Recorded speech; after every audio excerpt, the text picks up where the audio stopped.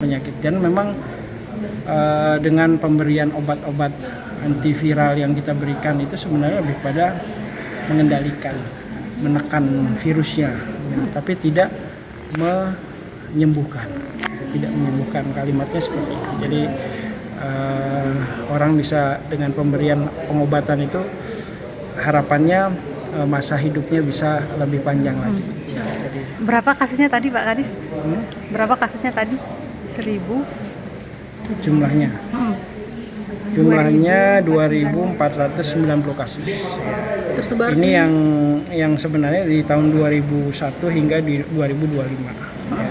Pak Kadis, selain seks bebas, kira-kira penularannya itu seperti apa? Bisa nggak dia satu piring Tidak, bersama ini tidak. juga, Jadi dia melakukan makan bareng sama, tidak akan terjadi penularan. Jadi syarat terjadinya penularan adalah adanya kontak cairan yang terinfeksi, misalnya dengan hubungan seksual, ya. Bahkan dengan transfusi darah juga bisa sebenarnya, tetapi presentasinya lebih kecil. Tapi dominan yang terbanyak kontak antar cairan yang sudah terinfeksi dengan yang tidak terinfeksi. Jadi seperti itulah. Cairan misal kayak ciuman gitu Pak Kadis bisa? Ya, tidak termasuk. Tidak termasuk. Ludah tidak termasuk, ya. Siap. Ya, dia syaratnya tentunya ada kontak di situ. Ada bisa terjadi lesi misalnya, ada di situ juga akan bisa terjadi penularan secara hubungan di situ. Hubungan lesi, seksual. ada luka misalnya di situ. Pak Kadis, tadi kan menyebut ada di Kota Mataram, yang paling tinggi Kota Mataram, kemudian Lombok Barat, Lombok Timur. Intervensi untuk koordinasi dengan Pemda gimana Pak Kadis? Tetap kita lakukan koordinasi tadi dengan Kadis Kota Mataram. Kita sudah sampaikan, kita perkuat dari aspek pencegahan tadi, edukasi terutama ke sekolah-sekolah juga sudah gencar juga kita lakukan, gitu. Teman-teman kerjasama dengan dinas pendidikan di situ untuk lebih kepada preventionnya, pencegahannya di situ.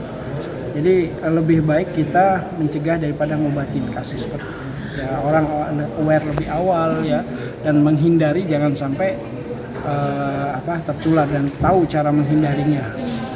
Ketiga daerah ini bisa dikatakan zona merah atau gimana Pak?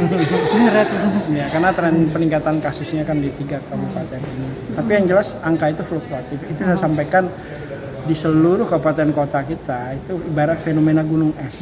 Ya, jadi bisa jadi karena kabupaten kota ini juga rajin melakukan pelaporan, ya, rajin menemukan kasus. Akhirnya inilah sekarang kasusnya yang kita dapatkan. Kabupaten kota lain juga misalnya lebih aktif lagi, bisa jadi trennya meningkat.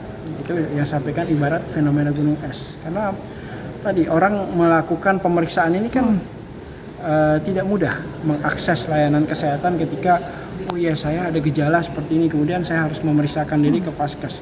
Itu butuh keberanian kuat, ya, butuh advokasi dan dukungan. Gimana kalau saya misalnya positif, nanti itu akan hancur hidup saya, seperti hal pikir seperti itu. Jadi kita harus dorong dengan untuk lebih mudah mengakses layanan kesehatan dan melakukan pemeriksaan sehingga ketika awal terdeteksi pengobatannya lebih maksimal kita bisa lakukan. Pak Kadis, tadi HIV itu didominasi oleh lelaki Pak Kadis, ya? Ya, yang lelaki LSL. sesama lelaki. Kemudian LSL, lelaki seks lelaki. lagi Pak Kadis, selain itu Sudah tadi.